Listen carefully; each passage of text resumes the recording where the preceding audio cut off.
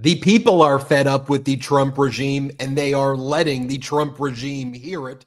Democratic governors have grown a spine, and they are letting the Trump regime hear it, standing up for their states. The people are demanding answers. Where the hell are the Epstein files? And Donald Trump continues to physically and mentally decompose and rot before our eyes on the inside and on the outside. I want to cover it all here on the MeidasTouch Podcast. Let's bring in Brett and Jordy. We have a lot to discuss, including the fact that the Trump regime continues to cover up the Epstein files. They turned over 33,000 documents at the end of last week. Mostly all of them were old recycled documents, not actually the Epstein files. They released the Ghislaine Maxwell interview transcripts, which just shows that the cover-up continues. I mean, these softball questions, it was so obviously coordinated. And then Fox and all of the MAGA influencers and politicians saying, see, we got to believe the convicted sex trafficker there.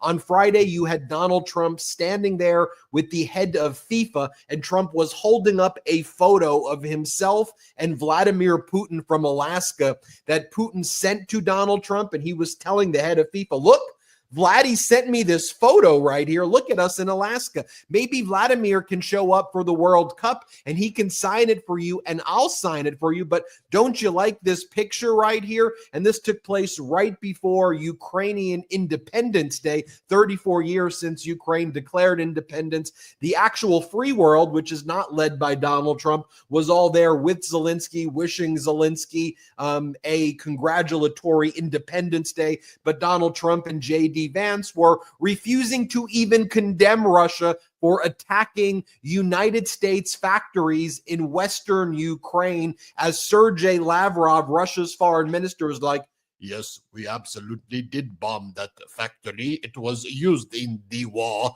So, of course, we have no intention of actually meeting with Zelensky. That is never going to happen. And the U.S. should be aware, if you help out, we're going to do it. And then, like Kristen Welker on J.D. Vance, like, are you enraged that Russia, it was a good question, are you enraged that Russia is attacking American factories in Ukraine? And J.D. Vance is just like, that's war. I don't know. That's war. That's what happens in war. What I like about Donald Trump is he's not nitpicky about like who started the war. And I think that's really what makes him a really strong guy. He's not nitpicky about like what the cause of the war is, like literally parroting Putin talking points. In other words, we have a lot to discuss, brothers.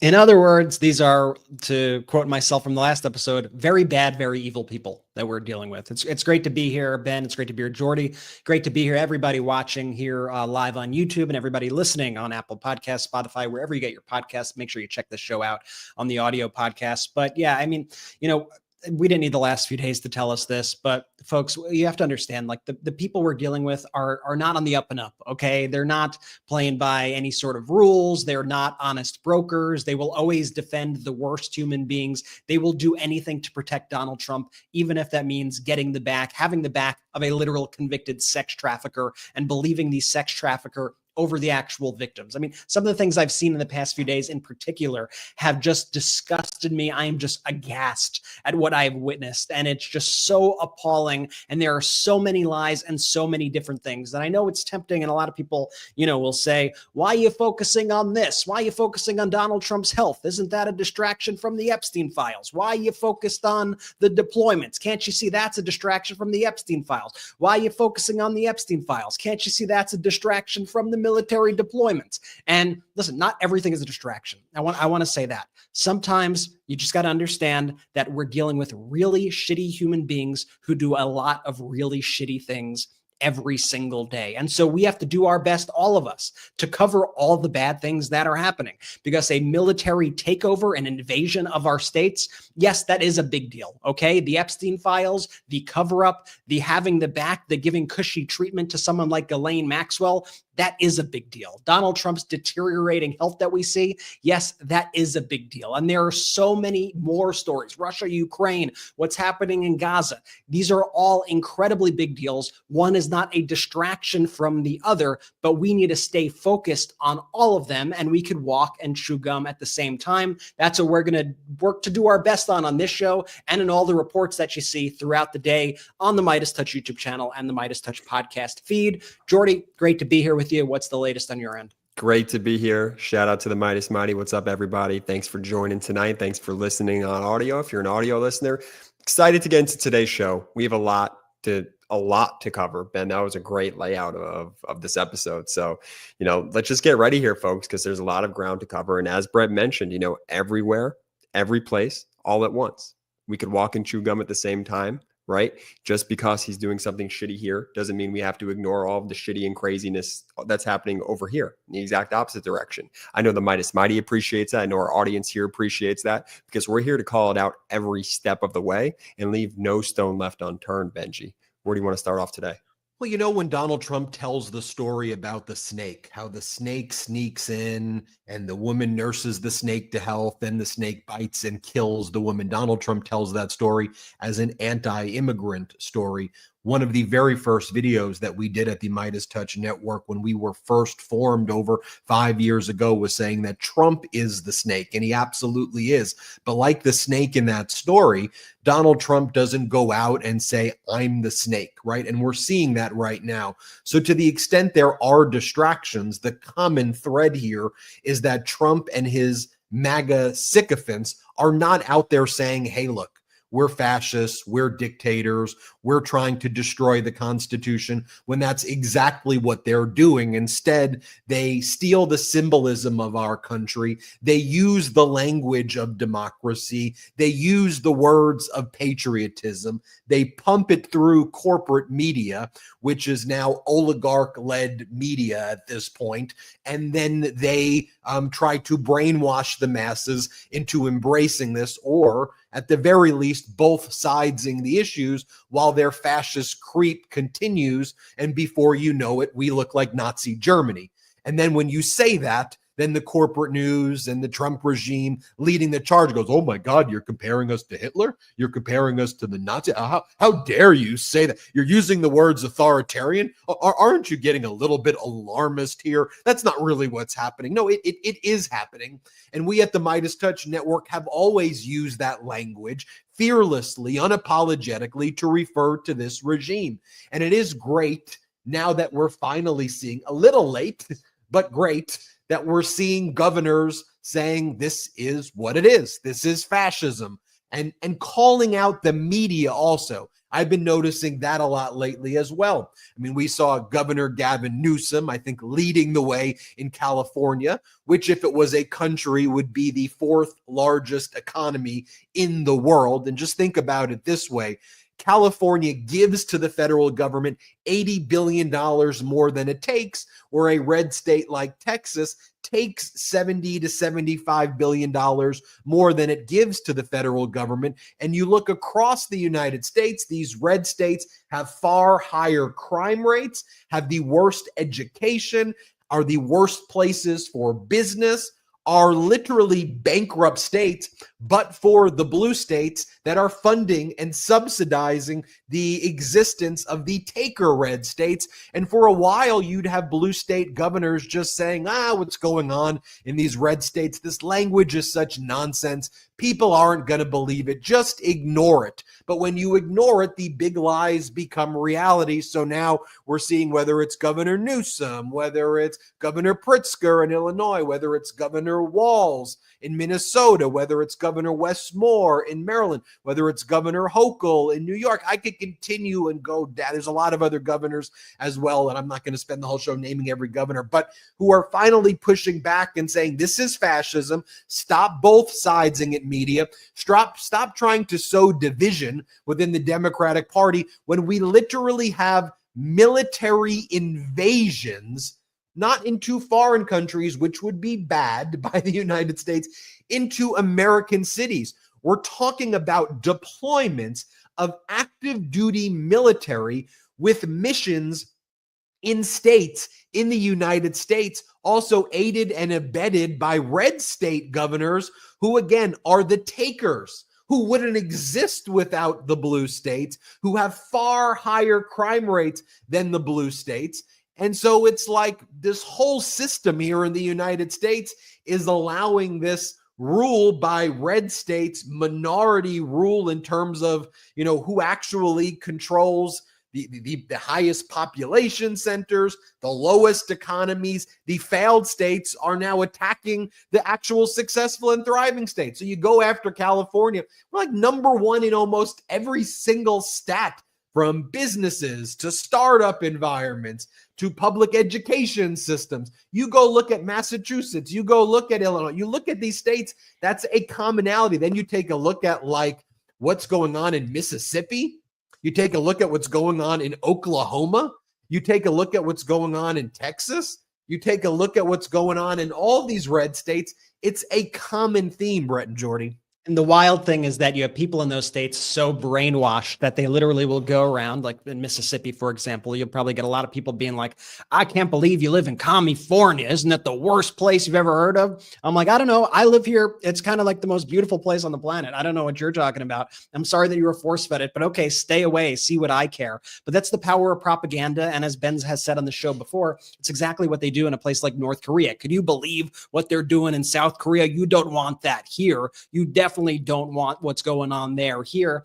And I want to remind everybody that like this authoritarian creep that Ben was speaking about, this is how it happens. Like Vladimir Putin doesn't go into Russia and go, all right, everybody, I'm a dictator. It's happening. Guess what? It's dictatorship time. Like that's not how it happens. Okay. What happens is that little by little, rights are eroded, rights are chipped away. And in these authoritarian countries, most people feel like they're living normal lives, right? They're going to the movies, they're binge watching shows on Netflix, whatever it may be. They're trying to hang out with friends, trying to make ends meet.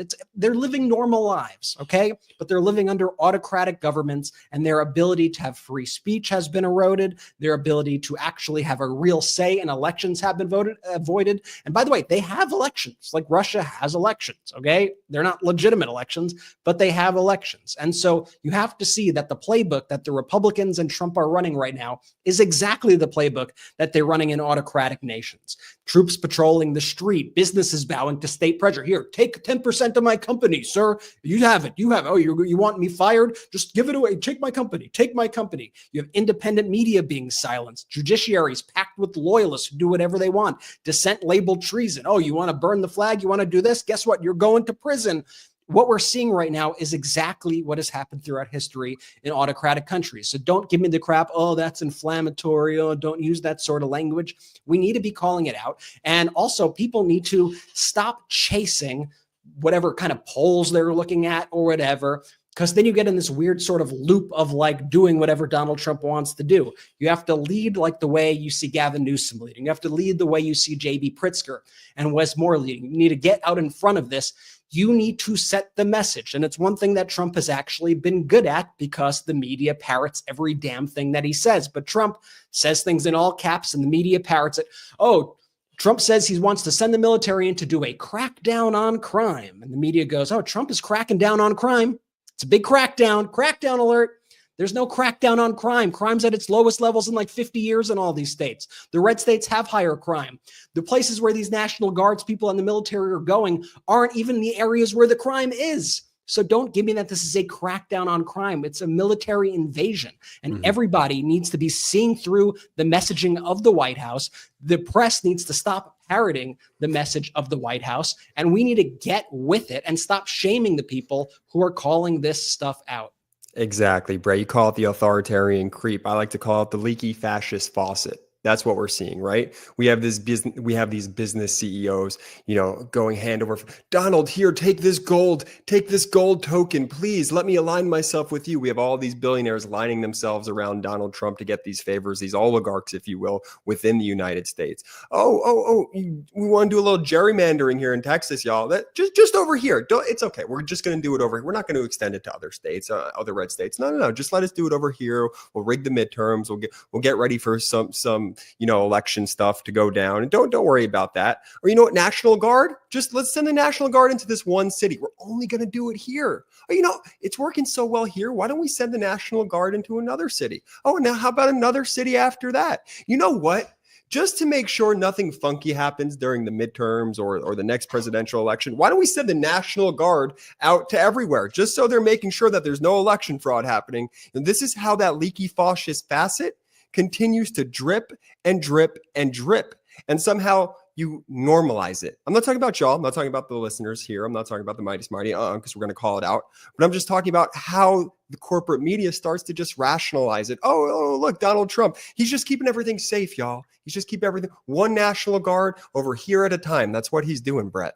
But bookmark what Jordy just said there. Okay. I want everybody to bookmark exactly what Jordy just said, because I know damn well that you are right, that his plan will likely be, oh, well, we tested it out and look how successful we were in DC and in all these states. Look how much we cracked down on crime with the military doing their bidding. So now for these elections, we need to send the military out on the streets to monitor these elections, because there are some very bad people out there and we need the military to be watching what's going on. You know that this is a prelude to that move. So bookmark Jordy's comments. I think that's such a great point. Well, sending the military on the streets right now is trying to prep the population and get the population used to a military-run country, specifically for rigging the elections. And you don't have to go down a conspiratorial rabbit hole for that. I mean, when Donald Trump was holding press conferences at the end of last week, he was saying, Vladimir Putin told me what we need to do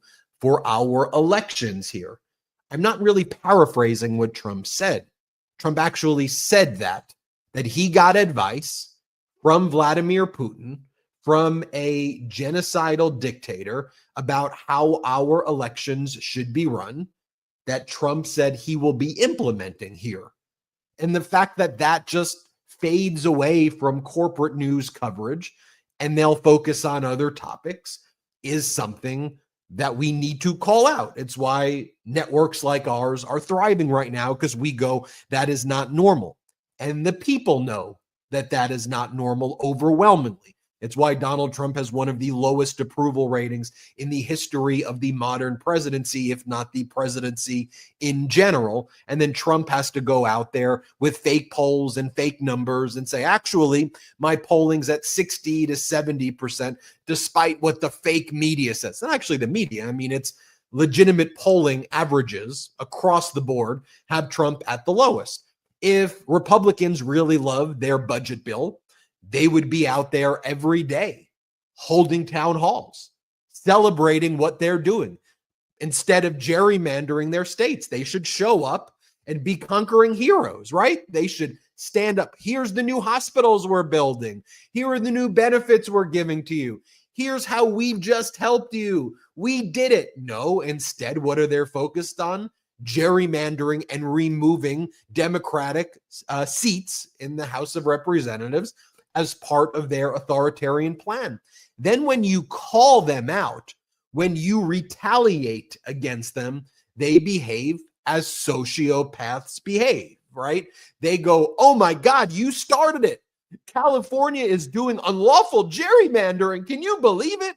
It's like California is doing what it's doing quite literally in response. The trigger for California to do a ballot initiative to gerrymander their state is that Texas goes first, because Texas is the one that announced it. Democrats want to remove partisan gerrymandering. It's a very simple debate to have. It's not a debate at all. Democrats all voted to get rid of partisan gerrymandering. The bill was called H.R. 1. Democrats want campaign finance reform like McCain-Feingold, bipartisan, which Republicans are against. Republicans blocked the bill for removing partisan gerrymandering because they want all this dark money to go into politics, and they want partisan gerrymandering.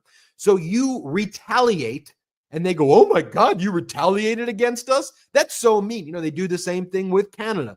You see the United States ambassador to Canada, this Pete Hoekstra guy, terrible human being. He's there and he's like, Canada's really messing with us. They've had the audacity to retaliate against us. They should just do what we say. They should be happy that Donald Trump says 51st state, and that should be the end of it. That's not the way it works. When you pick these fights with people, people who are strong are going to stand up. And Canada's strong. I know we, the people, are strong. we've always been feeling like we're alone, we the people, in this fight. But it's good to see Democratic governors now fighting back and Democratic leaders fighting back. I've been covering what Bernie Sanders and AOC and Ro Khanna and others in the Democratic Party have been doing, and frankly, independents too, if you stand up to this regime and fight the oligarchy and talk about what's really happening, how Donald Trump's made everything worse.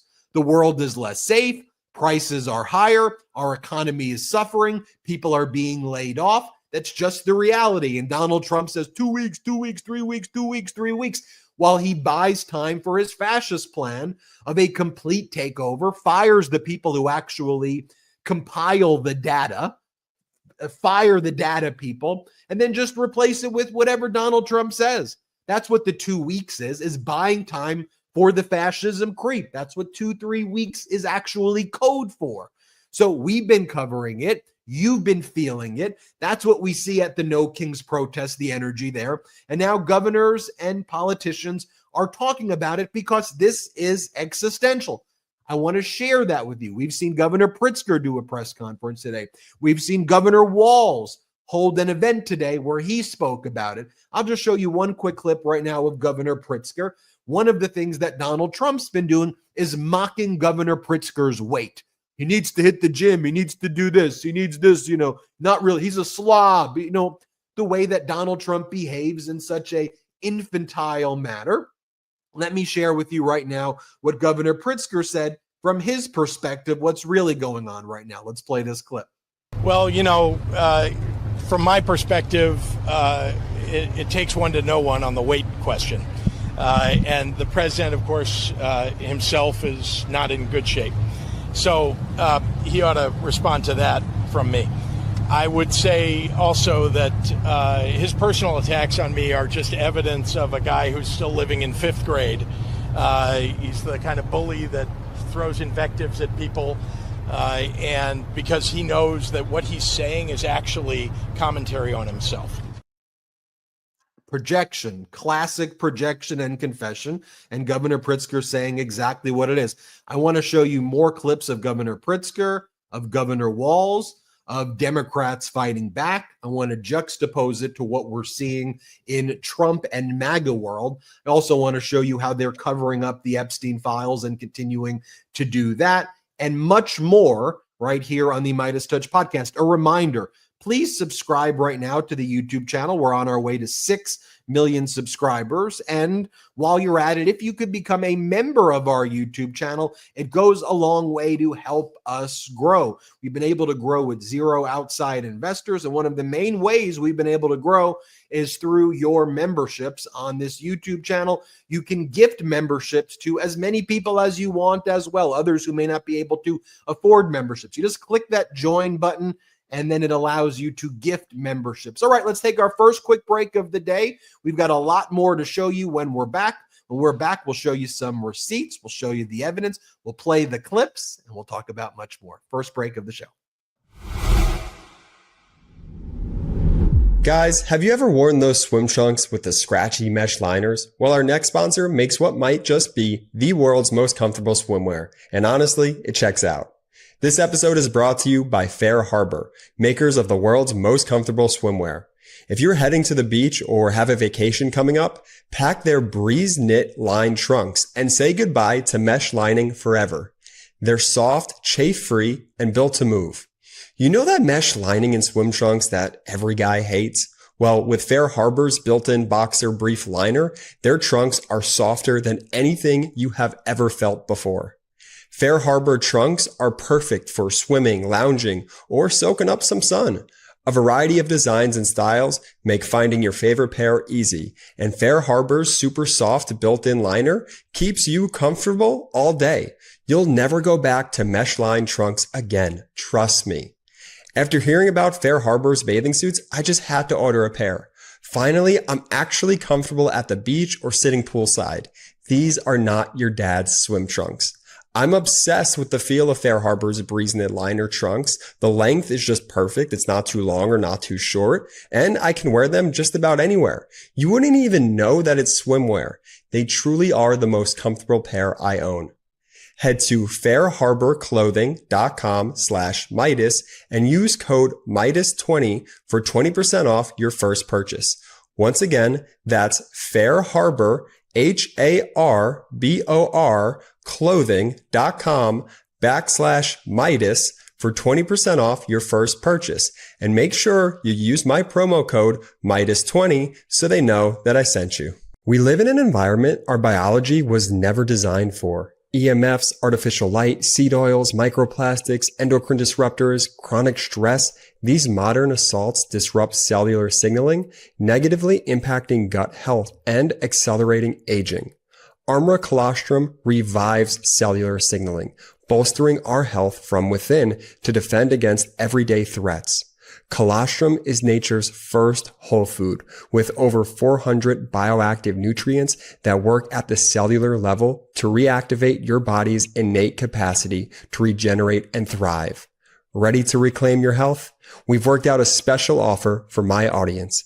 Receive 30% off your first subscription order. Go to armra.com/Meidas or enter Meidas to get 30% off your first subscription order. That's ARMRA.com/Meidas. Let's go. Shout out to our sponsors. Links in description of both YouTube and the audio. Use the links, use the codes. If there's an exit survey, please let them know we sent you. It helps a lot. Those are some fabulous sponsors. Benji, where to next? Governor Pritzker then calls out the press and says, to the members of the press who are assembled here today, here's my message for you. Let's play this clip. To the members of the press who are assembled here today and listening across the country, I am asking for your courage to tell it like it is. This is not a time to pretend here that there are two sides to this story. This is not a time to fall back into the reflexive crouch that I so often see, where the authoritarian creep by this administration is ignored in favor of some horse race piece on who will be helped politically by the president's actions. Donald Trump wants to use the military to occupy a U.S. city, punish his dissidents, and score political points. If this were happening in any other country, we would have no trouble calling it what it is, a dangerous power grab.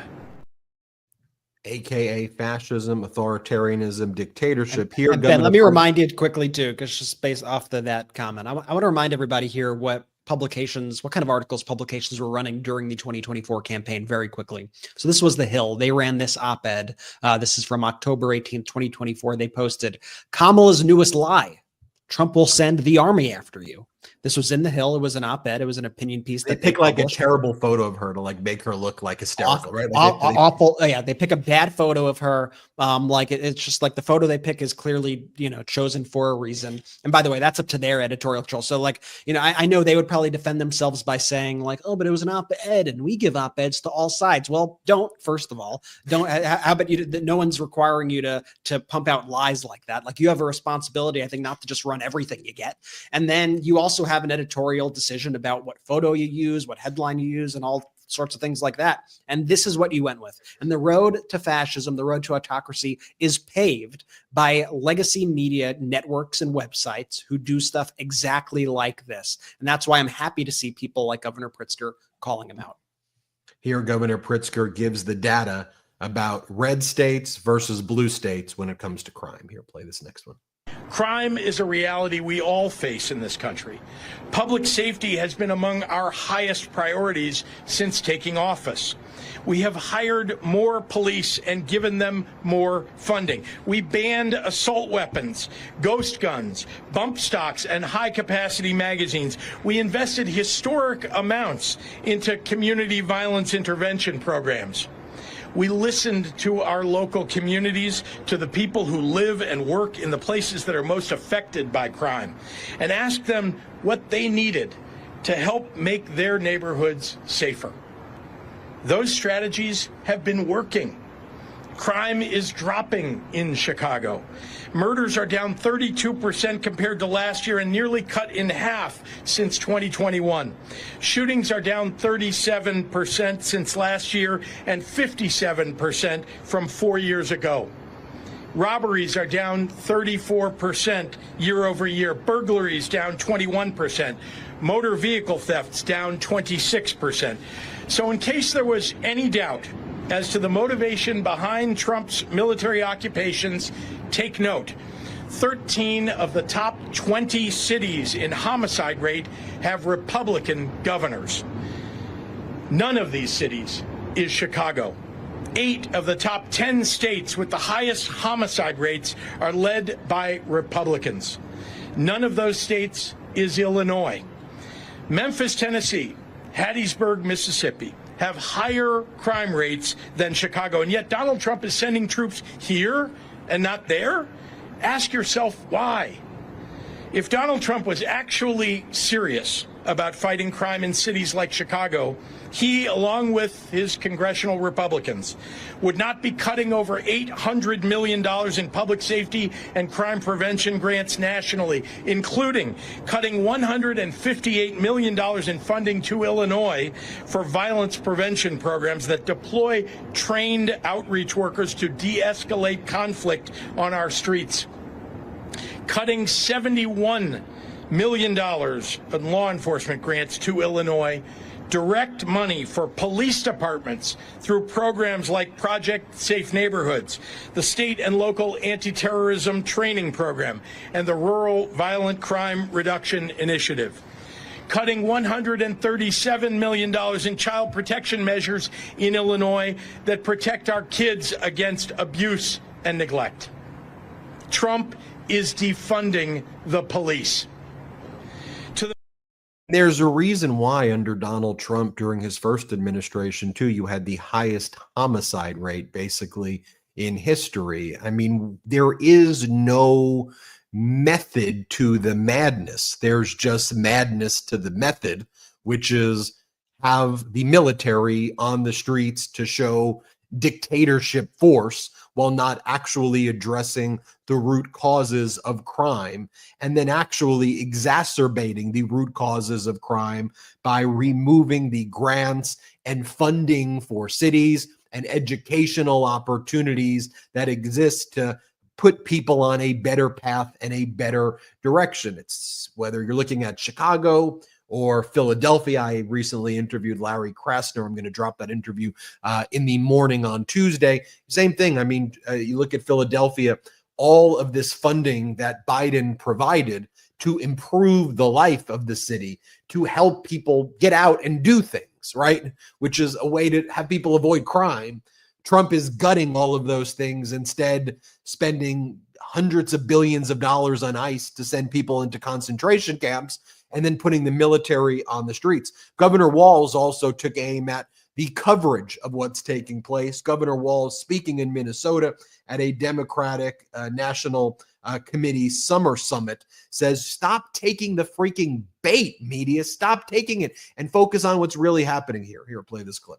But what we have to be clear about is don't take the bait. It boggles my damn mind that in the midst of a military takeover of our cities and the attempt to go into others, the flaunting of the rule of law, the cruelness and the unconstitutional nature of the way they're attacking our neighbors, that the press finds the need to talk about, oh, there's a division in the Democratic Party. There's a division in my damn house and we're still married and things are good. That's light. That's light.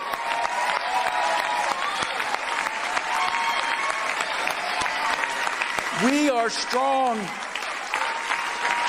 We are strong because we challenge each other. We are strong because we're held accountable. We're strong because we believe that there's a place for everyone here. Think of how easy it would be to be a damn Republican. Oh, what should I wear today? This stupid freaking red hat.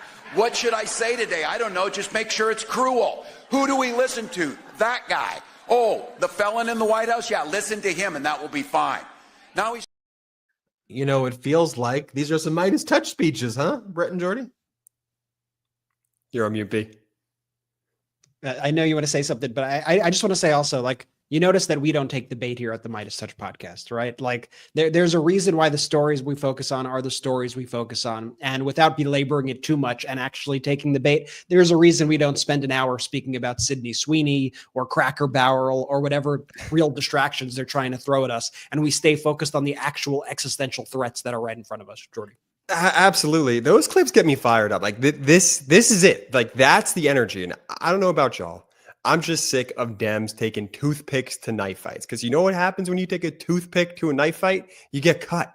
And I'm just sick and tired of watching the Dems get cut. I'm sick and tired of watching the American people get cut. So, like, don't let yourself get bullied. You have to stick up for yourself. And in many cases now in 2025, be the bully. Because there's no reasoning with the Trump regime. There's no reasoning with these MAGA fascists. These are bad, bad people. And I'm not afraid to say it or call it out. You know, they want to make your life hell. They want to make your loved ones' lives hell. Every single day, what they're trying to do is they're trying to make the world more unattainable for the average American while the rich get richer in the top 1%. Well, the government seems to be working really well for them. Kudos to Pritzker, man. Kudos to Walz, Newsom, Jasmine Crockett, who's been doing it, Wes Moore. I mean, we need leaders who are going to get up there and fight for us because that's what people need in this moment are fighters. And with each passing day, it becomes more and more clear who those folks are, in my opinion, Ben. Like, how is this normalized? This was from the end of last week. Donald Trump's in the Oval Office randomly with the head of FIFA again. Like this guy's going to show up like every week now. and I think the whole purpose of Trump inviting the head of FIFA was so Trump could steal the FIFA World Cup trophy. Trump already stole the FIFA Club World Cup trophy where he was booed in New Jersey. That's already in his office. Like he literally stole it. He took it. So FIFA had to give the winners a new trophy, like a fake trophy. Trump has the real trophy. So anyway, Trump calls in the new head of FIFA who wasn't even going to give Trump the trophy. Trump's like, that's mine now. I'd like it. So it's now in the Oval Office. And then Trump goes, I was just sent a picture from somebody who wants to be here very badly. Can you guess who it is, everybody? And Trump is saying this right before Ukrainian Independence Day. And this is what gets Donald Trump off. And again, could you imagine Ronald Reagan, George H.W. Bush, Bill Clinton, George W. Bush, Obama, you name it, holding up a photo with Putin, a genocidal dictator, like as though you're in the honeymoon phase with your girlfriend. Hey, you see Vladdy right here? Vladdy sent me this photo. Look at me and Vladdy. Watch Trump do it. Here, play this clip. And I was just sent a picture from somebody that wants to be there very badly. He's been very respectful of me and of our country, but not so respectful of others. But I'm going to sign this for him, but I was sent one, and I thought you'd all like to see it. That's a man named Vladimir Putin, who I believe will be coming, depending on what happens. He may be coming, and he may not, depending on what happens. We have a lot of things happening over the next couple of weeks. But I thought it was a nice picture of him. Okay, that should be instantly game over, right? I mean, if this was a normal functioning democracy in the United States, that right there should be game over. You know how Donald Trump, by game over, I mean he should be removed from office. He should be impeached, the 25th Amendment, whatever. You know how Donald Trump's like, Russia, Russia, Russia. In 2016, they said Russia, Russia, Russia. Like their way to distract from the Epstein files right now is saying, Obama and everybody, they made up that I had this connection with Russia. What do you have to make up? You're in the Oval Office yesterday holding up a photo of you and Vladimir Putin. What you just did right there is frankly far worse than the worst things that could possibly have been in Russia, Russia, Russia, okay? Which was real because we heard you then say, Russia, if you're listening, hack into my opponent's emails. But I just saw it. It's like the same thing. Whatever the hell is in those Epstein files, and it must be horrific for Donald Trump, what just happened in front of our eyes. The Department of Justice giving Ghislaine Maxwell, a convicted sex trafficker, queen for the day, immunity from future prosecutions, speak with her for 2 days, Donald Trump's former criminal defense attorney. And then after she says, I could barely remember, she was like Miss Poppins. I miss Poppins. I could barely remember him. He was the perfect gentleman. I'm not even sure how I knew him. One of the parts that stood out to me, Ben, was, this whole act that she put on with her little Mary Poppins bit when she was like, excuse me, do you know, sorry, I want to quote that for you, but it's a bad word. Am I allowed to say a bad word in this room with you? It's a dirty word. I'm sorry. And they're like, oh yeah, you could say whatever you want, Miss Maxwell. She's like, he said, fuck you. I was like, you're talking to a convicted sex trafficker, and I would say she's not playing you. Like, you're all in on this ridiculous scheme. She's trying to act like Miss Goody Two Shoes, and she's saying all these good things about Trump. Like, that in and of itself is like worse. It's worse than the Alex Acosta sweetheart deal from back in the day when Trump awarded the U.S. attorney back then and gave him a position in his administration during the first term for helping out Jeffrey Epstein with the sweetheart deal. We're witnessing a sweetheart deal right now with Ghislaine Maxwell, covering it up, saying F you to the victims as they elevate this Ghislaine Maxwell as like a source of truth, as like this all-knowing human who wouldn't dare say a lie about Donald Trump, wouldn't dare say a lie. Meanwhile, everything that she says is obviously in direct contradiction to the actual court case, to even think she said during that court case, to what the victim said, to everything that we know, because this has actually been in front of a jury and she was convicted on these charges. And that's why she is in prison in the first place. Like, how despicable is all this? She goes, Jeffrey Epstein, he did nothing wrong. He didn't even like young. This is like almost verbatim the transcript. Yeah. He didn't like young girls.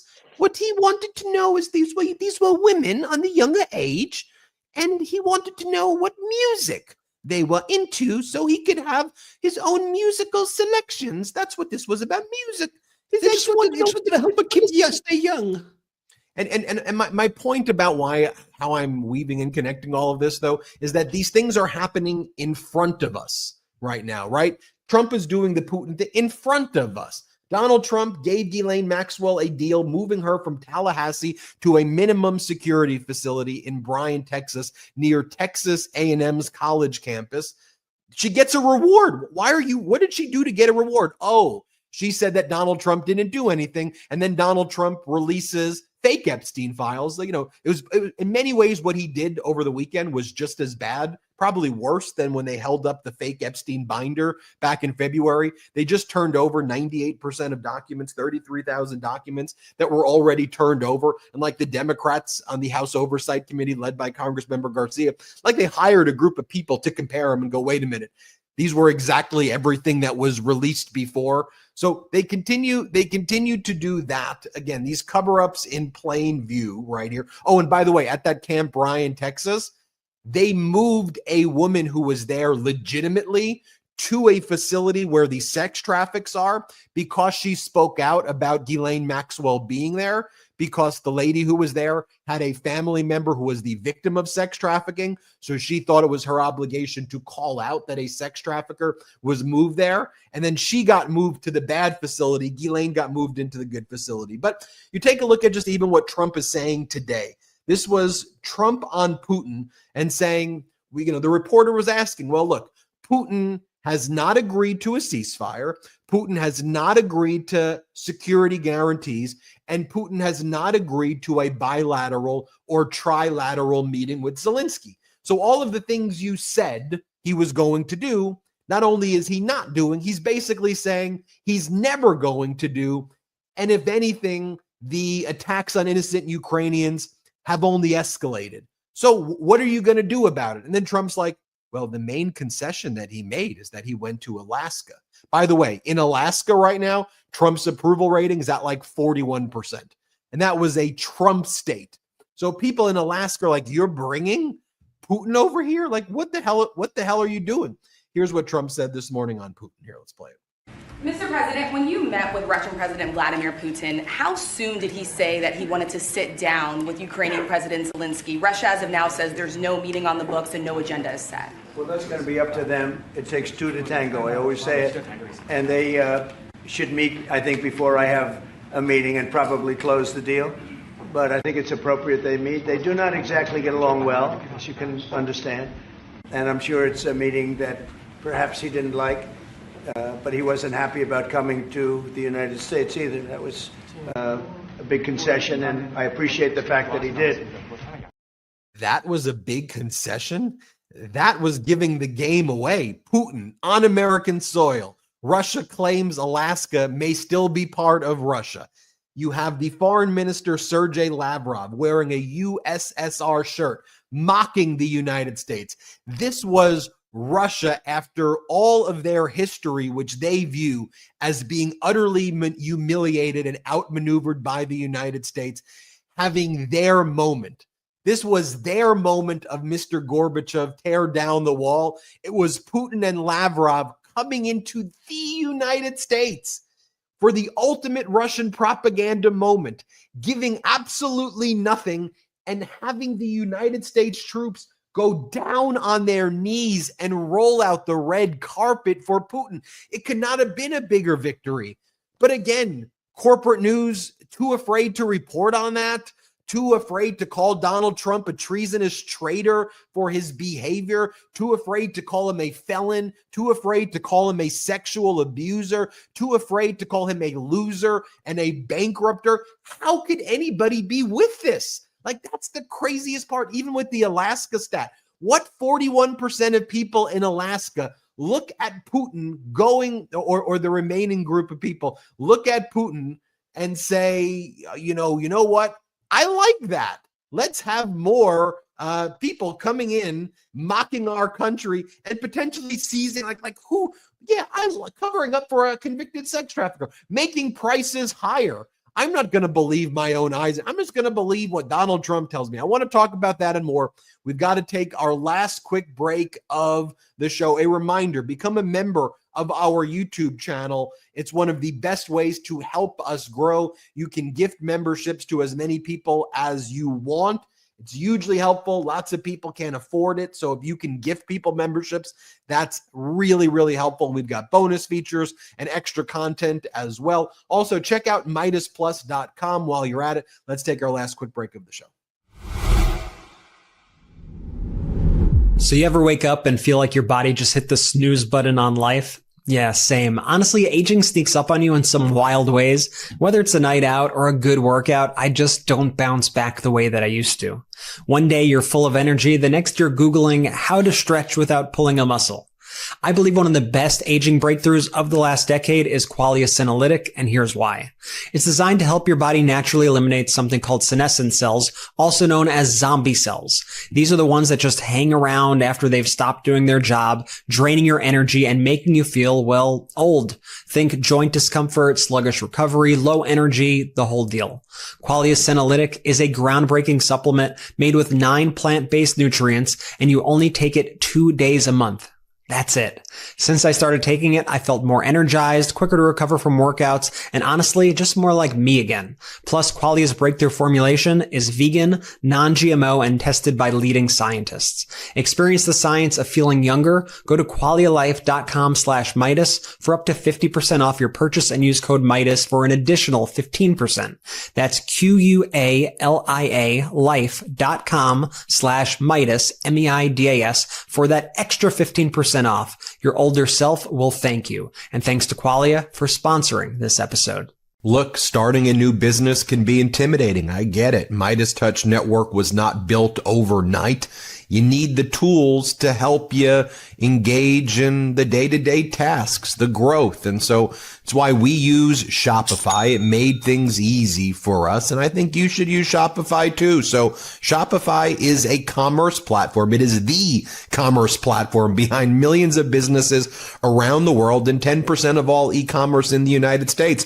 From household names like Mattel and Gymshark to brands like the MeidasTouch Network. Get started with your own design studio with hundreds of ready-to-use templates. Shopify helps you build a beautiful online store to match your brand style, accelerate your content creation. Shopify is packed with helpful AI tools that write product descriptions, page headlines, and even enhance your product photography. Get the word out like you have a marketing team behind you. Even if you don't, easily create email and social media campaigns wherever your customers are scrolling or strolling to the MeidasTouch Network. And best yet, Shopify is your commerce expert. And with its world-class expertise in everything from managing inventory to international shipping to processing returns and beyond, you can count on Shopify. If you're ready to sell, you're ready for Shopify. So turn your big business idea into boom, boom, boom with Shopify on your side. Sign up for your $1 per month trial and start selling today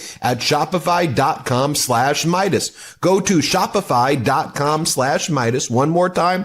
That's shopify.com/Meidas. This episode of the MeidasTouch Podcast is brought to you by Graza, my new favorite olive oil. What makes it so good? It's fresh, never blended, and made from a single type of olive, the Picual, grown in Jaén, Spain, which produces over half of the world's olive oil.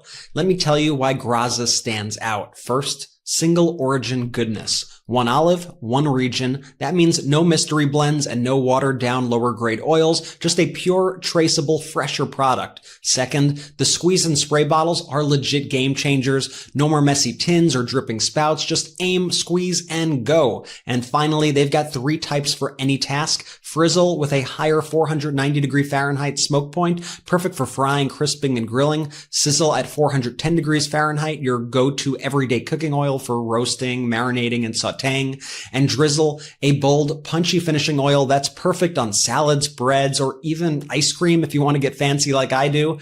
Personally, what I love most is that as a busy guy who loves to cook, the squeeze and spray bottle makes everything easier. Whether I'm roasting veggies or just whipping up a quick marinade, zero mess and full flavor. Plus, you get 10% off your first order when you order on Graza's site. I personally recommend the trio. That's all 3 bottles, sizzle, frizzle, and drizzle, so you're covered for every style of cooking. So head to graza.co and use code MeidasTouch to get 10% off of trio, which includes sizzle, frizzle, and drizzle, and get to cooking your next chef quality meal. That's MEIDAS. Let's go. Shout out to our sponsors. Links in description, both the YouTube and the audio. Use the links, use the codes. If there's an exit survey, let them know we sent you. That Graza, can't speak more highly of it, Brett. Amazing stuff. Benji, where to next? So Trump is sitting there today in the Oval Office with the trophies that he's stolen, with the gold offerings that were given to him as essentially, in my opinion, bribes by corporations. And he's there with the president of South Korea. So naturally, Donald Trump talks about how much he loves the dictator of North Korea, Kim Jong-un. Here, play this clip. Kim Jong-un wants to meet. When do you want to meet with him? With who? You said the North Korean leader wants to meet. How soon would you? We want to have a meeting. I like to have a meeting. I get along great with him. You know, you were there. We even had a press conference. He had his first press conference. Kim Jong-un had a press conference. This was a little different press conference. I said... It's one of the things to note as well that since that press conference, North Korea has accelerated its nuclear program, has more nuclear capabilities than ever before. Donald Trump's meeting with Kim Jong-un, a total failure. I mean, again, you look at what Donald Trump did by striking Iran, other than potentially trying to benefit Donald Trump personally so he can feel tough about himself, helping Netanyahu try to delay the criminal proceedings against him, didn't hurt Iran. Trump basically removed the sanctions against Iran, encouraged them to do more oil deals with China. Iran's been able to get way more money.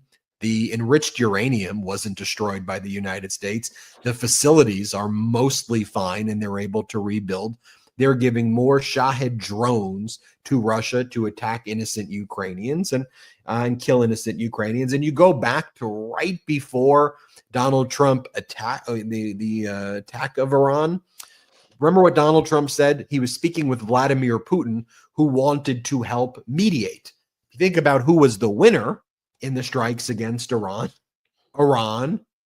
Putin, China, Netanyahu personally, and not Israel as a country, and not the Middle East at all. But those were who actually benefited from that.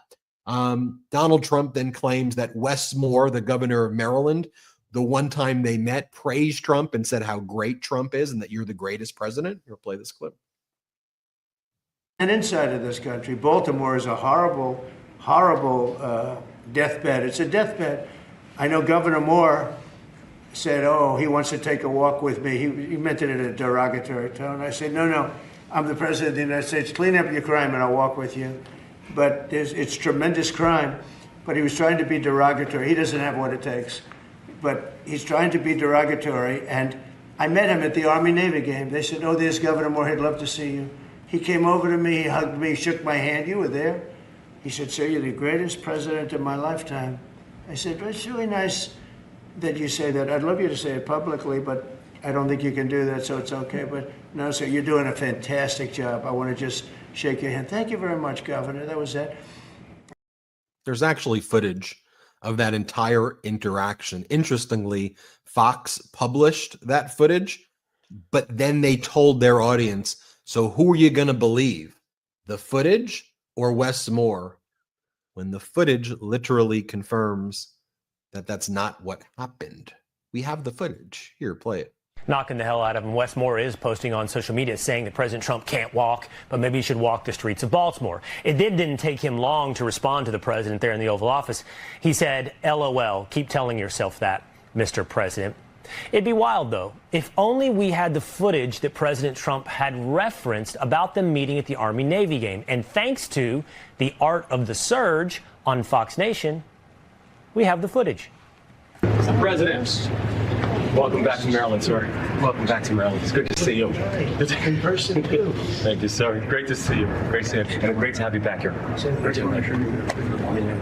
Thank you, sir. Thank you. Thank you. Well, we are very, very anxious to be able to work closely with you. And I know the key bridge is something that we're specifically. It's going well. I mean, we spoke with Speaker Johnson yesterday, and Speaker Johnson says he believes that we're close to the 100% cost share. And the thing is, I told him when we get that 100% cost share done, we are going to be able to go over the key bridge under your watch, because I will have it done in 28, on time and on budget. We'll help you out. Thank you, sir. We didn't hear their greatest president ever, but we did hear a lot of enthusiasm and so excited to meet you, Mr. President. Who's telling the truth? We'll let you decide. What the hell does it We'll even let mean? you decide. We actually have the footage. Now, you could argue that was early on in the Trump regime, that Governor Wes Moore was at least trying to strike a conciliatory tone and wasn't like F you. Whereas right now, Governor Moore is ready to fight, and he's out there clearly being way more aggressive than that. But we have the footage, Brett. Like we literally have the tape. But I guess as Donald Trump said, he could shoot someone on Fifth Avenue, and his people would be like, "Oh, you didn't do it. You didn't do it." Yeah, there was a. I think a lot of people thought that social media and the internet would be used for good when it was getting started. That, and then there were at the beginning, there was a lot of these kind of democratic uprisings in authoritarian places, and it seemed like, oh, look, social media could actually be used for democracy and for good. Fortunately, the bad guys got a hold of all of it, and they took over all the platforms, and you have all this propaganda media out there right now that is just feeding this bullshit to people every single day. And so there's no concept of truth at all with these people. They're not viewing anything through any sort of objective lens. Their view is, how do we help Donald Trump here? And they could tell you, just like in 1984, what you're seeing is not actually what is happening. Don't believe your lying eyes. And that's basically the entirety of Fox at this point, maybe except for like Jessica Tarlov. It's the entirety of these influencers online. And it doesn't matter if they held one position one day and a different position the next day. Like you saw Charlie Kirk a few weeks ago was, posting about how dare we have all these Chinese students in our universities. This is an invasion of our schools and and what did Donald Trump say today? That he was going to allow 600,000 Chinese students to come into the United States. And Charlie Kirk, without showing any sense of hypocrisy, not acting like he's being hypocritical at all, will change his mindset like immediately and go, oh, this is a genius idea by Donald Trump. The same way like he did with the Epstein files, when at first he was like, I don't know about this, guys, I'm going to talk. Then he got his little phone call from Donald Trump, and suddenly he's now, okay, I got my message. I got my marching orders. I know what to do here. We're under not only an authoritarian regime of governance, but an authoritarian media. And we are being propagandized every single day. And these people, for whatever reason, the MAGA people, and at the end of the day, I don't know who's worse. Like, who's worse in this situation? Is it Donald Trump, Or is it these people like the Foxes, like the Charlie Kirks, like the Megyn Kellys, like all these various kind of MAGA propagandists who are willingly and knowingly spreading these lies every day and telling people that they shouldn't be concerned about the Epstein files, telling people the complete opposite of what is actually going on? I think you can make an argument that those people are even more evil, because without them, Donald Trump simply does not exist. But he is built on these platforms which sow division, sow hatred, and spread lies all day long. Yeah, but also the reality is they're all terrible. They're all just awful people, awful human beings, if you could even call them that. And they all work together. And that's why, to a certain degree, I'm very conflicted on how I feel about this. We're all adults, right? You should be able to know right from wrong by the time that you're an adult. At the same time, there is a $1 trillion propaganda arm that gets fed literally, and for the audio listeners, I'm holding my phone, literally directly beamed into your eyes 24/7 between Fox News, the New York Post, the algorithms on X, you name it, wherever you are, that $1 trillion propaganda arm is hitting you, and it preys to your worst inhibition. It just preys on you. And it's a sticky thing for people too, right? Because it's a dopamine hit. And so I'm very conflicted about the MAGA base in general, because again, at a certain point, you're an adult, you have to make the decision in your life. Hey, is this the right decision? Is it a wrong decision? Is it a morally bankrupt decision? Am I going to go out and back the guy that is truly an awful human being, that being Donald Trump? Or am I going to be able to step away from that and realize, no, I know right from wrong? It's tough for me because that $1 trillion propaganda arm, these folks, they're just not built to withstand it. So I sympathize, but I also get so angry that you can allow yourself to get sucked in by it at the same token, Brad and Ben. Let me give you these two examples to close out this episode strong, using a logical based approach, the way media should cover things. So first up, Abrego Garcia, right? He's the guy from Maryland. He had a protected status that just said you can't move him to El Salvador. You can move him to any other country. He worked in a union there. He had an American wife, American kids.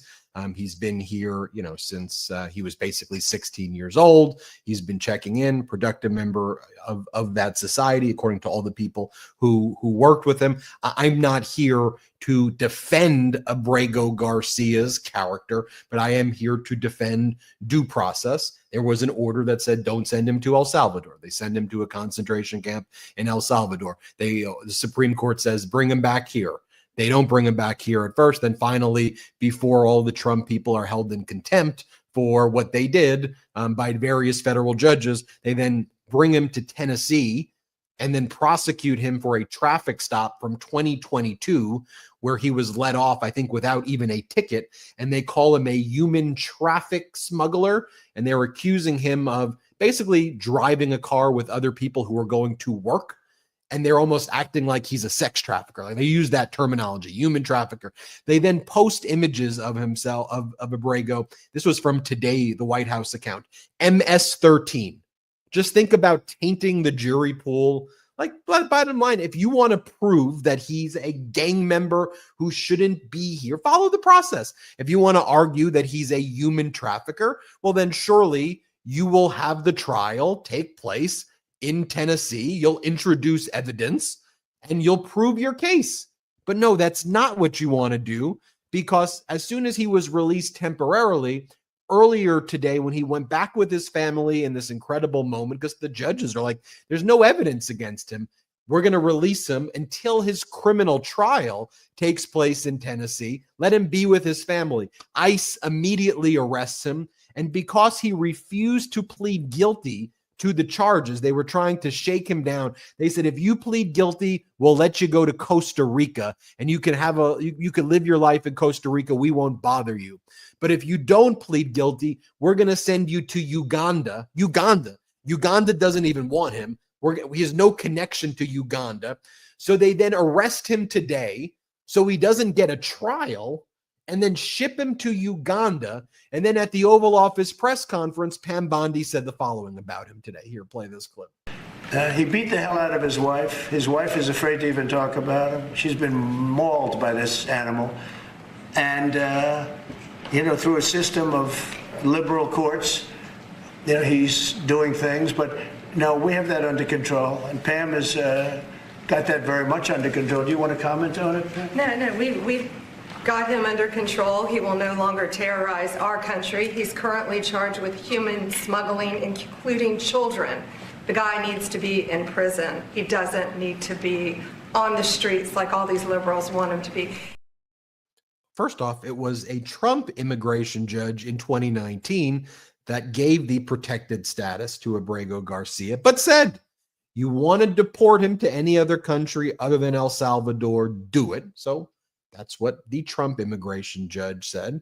And now, after the Supreme Court said facilitate his return, rather than allow him to even have his trial in Tennessee, they want to ship him to Uganda. Now, again, I don't know Abrego's background. I don't know him personally. Again, I'm not here to say Abrego's a great guy or a bad guy. But as a lawyer or just as a human being, I say Abrego, if you're going to charge him, allow him to have the process and charge him.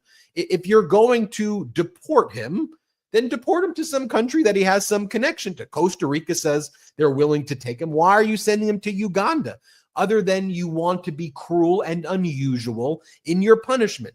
So to me, that's just a perfect example where the issues should be crystallized very easy and objectively on what we're dealing with. Like, it's not a confusing issue if you care about our American system of justice. Brett, and then I'll go into the next one. And if they could do this to Abrego Garcia, they could do this to anybody, right? I think that's the thing that, you might think, how would this affect me? Well, you see the federal government in a really dystopian 1984 style fashion, just labeling this person as a gang member, calling them MS-13, putting all this stuff out there. But when it comes time to file an indictment, to try to actually try the case in court, they're not doing any of that. And once you have a government that could take it upon itself to say, you are a gang member, you are an evil human being, you are a terrorist. This is the language. They called him a terrorist. You are a terrorist, you're a gang member, you're MS-13, so you need to go. We're sending you to a torture chamber. Then they could do that to any of us. And all we want here at this show, and I think a lot of people who are listening to the show and watching the show want, is to have due process rights, because it's one of the bedrocks of our democracy. So you have that. Okay. To me, basic issue. Next issue, Russia bad, right? Russia bad. But it's even more than that. Like, Donald Trump and the media have been saying now for all of this time, there are these deals and ceasefires, and if there's no ceasefire, Donald Trump's going to be tough, and that Russia's agreed to security guarantees and bilateral or trilateral meetings with Zelensky. They've agreed to none of it. Just hasn't happened. Like, that's just not the facts. Not only has that not happened, but Russia has hit American factories in Ukraine. Like, the Chamber of Commerce president from the United States is like, they're humiliating our businesses. This company called Flex, that makes electronics, Russia targeted in an area in Western Ukraine that's very close to the EU border, intentionally, to show we don't give a shit if it's American. We're going to go and attack. Like, it's the ultimate statement by Russia to show its dominance over America. How is this not the biggest story? Could you imagine if when Biden was there or whoever, Russia attacked an American, they attacked an American company on purpose. Now, do you think that Sergei Lavrov, I was having a conversation with my wife about what happened, and she's not necessarily following all the ins and outs. And she goes, what? So is Russia, they're saying they didn't do it, right? Like, they're saying it didn't happen and they're blaming what a mistake. I go, no. Lavrov went on American media and said, we did it. Of course we did it. What you don't understand. We do what we want to do. Here, watch Lavrov right here. Let's play it. This week, Russia bombed an American-owned factory near the Hungarian border. I've spoken to people who frankly see that as a slap in the face to President Trump, to the entire peace process, isn't it? Well, I would say that those who are sincerely interested in understanding what is going on should know by now that never ever Russia deliberately targeted any sites which are not linked to military abilities of Ukraine. This is an electronics factory, though, sir. This is an electronics factory. I've spoken to people on the ground there. It builds coffee machines, among other electronics. This is not a military site. Well, I understand that some people are really naive, and when they see a coffee machine in the window, they believe that this is the place where coffee machines are produced. Our intelligence has very good information. Okay, well, it's not a slap in the face to Donald Trump. It is an act of war. He wasn't denying it.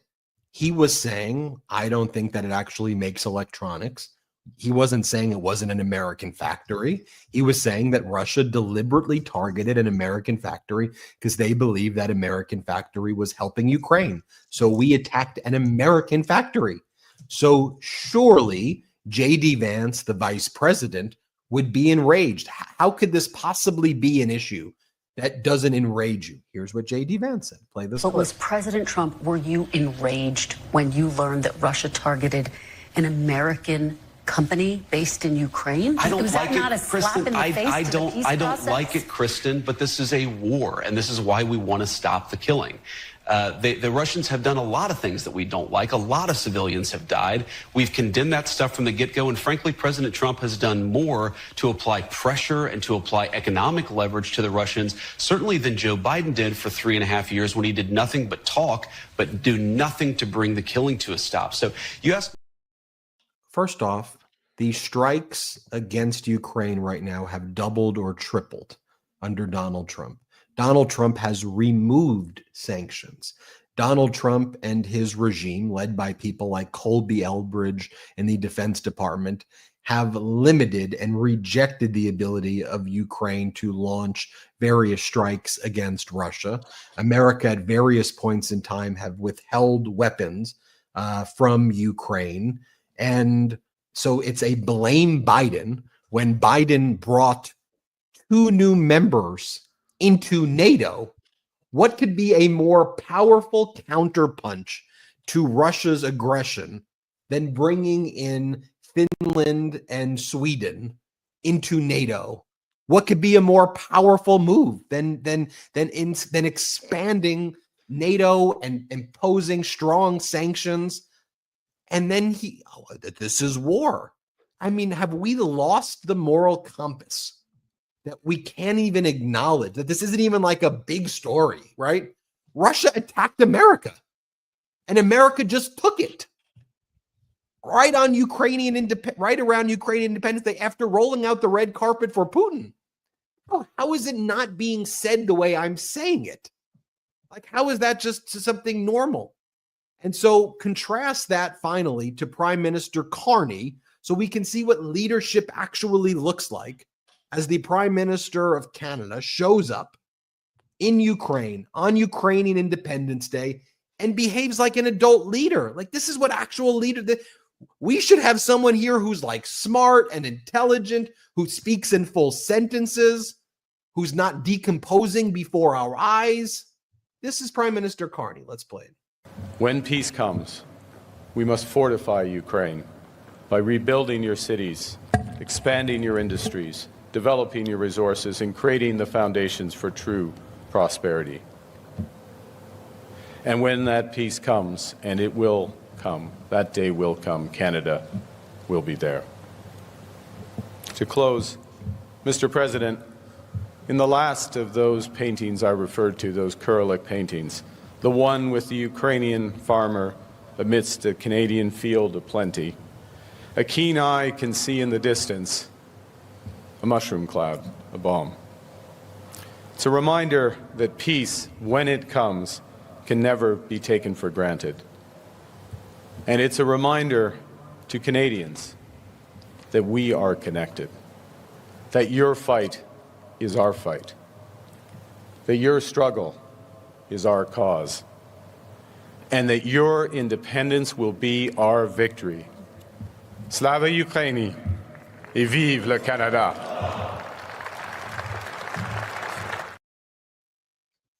That's what should be happening here. That's what a leader should be doing. That's why I wanted to close this episode with this. Brett, anything before we go? No, well, I'll say, if we're able to get out from under the weight of everything that we are currently experiencing, the next, Democratic leader is going to have a whole lot ahead of them to clean up. And there's a lot of destruction, a lot of time bombs that Trump and this administration have set, a lot of illegal activity that they have conducted and continued to conduct. So I hope whoever a future administration, if and when we get there, is able to fight back and combat it and make sure that these people are held accountable. We've been talking about a lot of heavy stuff. I think I maybe should make a positive announcement here on the MeidasTouch podcast for everybody. So, brothers, well, you guys know this. Imagine if I told you this for the first time on the show. So I'm having a kid. Let's go. I'm really, excited, anxious, all the feelings, all the emotions. So I truly don't know when it's going to happen. I'm in that crazy waiting period. So it's a boy, for those wondering, and that's all I'm going to tell you for now. But I'll say this too about Brett. Brett is the secretive brother. I share every time I have like a toothache and root canals and back pains and herniated discs. I just spew it all out. Brett, this could happen at any day now, and you've kept it close any to the second, vest. any That's minute. Brett's style. I have, quite literally, yeah. So not only am I telling the Meidas Mighty and telling everybody, because I do view this community as family, but it's literally, it could happen at any moment. So I will likely be here Thursday, but we went to the doctor the other day, and he said that it could happen at basically any time at this point. So if I'm not here, you know why. And I want to thank everybody. I see all the, nice wishes coming on in through the live chat. So thank you guys. I really appreciate it. But yeah, so big news. I'm super excited. And it gives me all the more reason, to continue to fight, continue to push forward. But I thought, we've been speaking about a lot of not so great news. So I thought I'd share some good news with you. And I know if I suddenly vanish one day and you wonder, where's Brett? I haven't seen Brett on Instagram today, or I haven't seen him on Could be YouTube. mid-episode. Could just be midstream. Legitimately, that's how close we are. So it legitimately could be like that if you see me just run off the screen. So thanks everybody for the kind wishes, and we'll keep you posted. But very, very exciting, and I'm super psyched for for us to the cousins, man. We're gonna have some cousins. We're gonna be close and best buds, and so I'm looking forward to that. So secrets out. Love it. Secrets out. Let's go. What a way to end the show. Please, if you haven't yet, add the MeidasTouch Podcast on audio, Spotify, Apple, wherever you get your podcast. Please add the MeidasTouch Podcast. Give us a 5-star review. Leave a comment. Let us know. Congratulate Brett on the exciting news. Let's go. I love this community. Y'all are the best. Shout out to the Meidas Mighty.